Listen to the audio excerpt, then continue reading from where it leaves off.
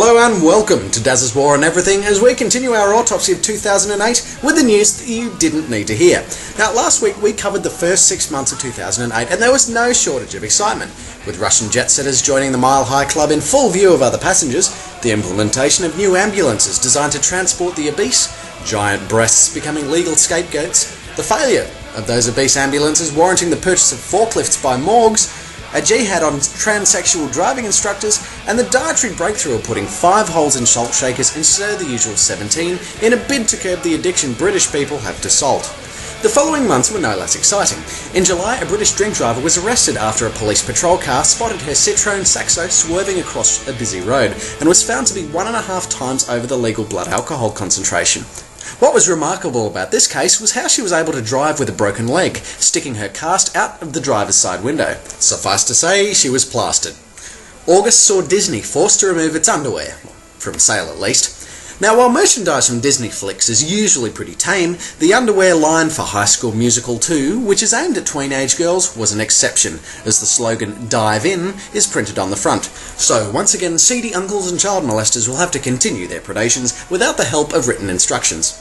To America now, where September saw an Illinois woman hospitalised after an unidentified heart condition caused an orgasm to trigger a stroke.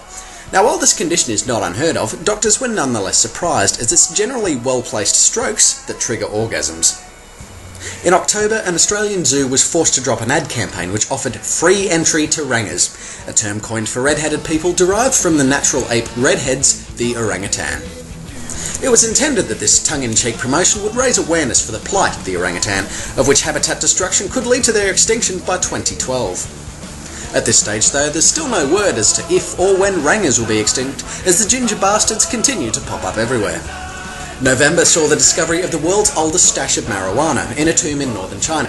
The 789-gram stash is estimated to be 2,700 years old and was found on the mummified body of a shaman, presumably supplies for his journey into the afterlife.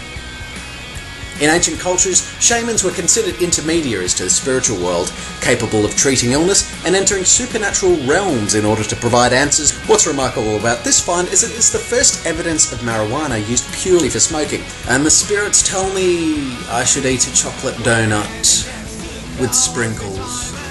December gives us our final story of 2008.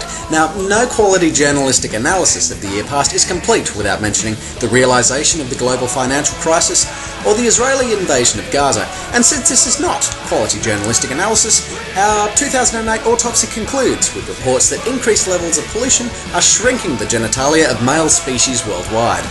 This has presented a vicious cycle for Hummer drivers, whose attempts to compensate with a big car only further add to the pollution problem, and further add to the pants problem.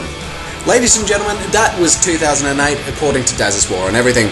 May 2009 bless us with more international shenanigans, which I pledge to deliver right to your screens.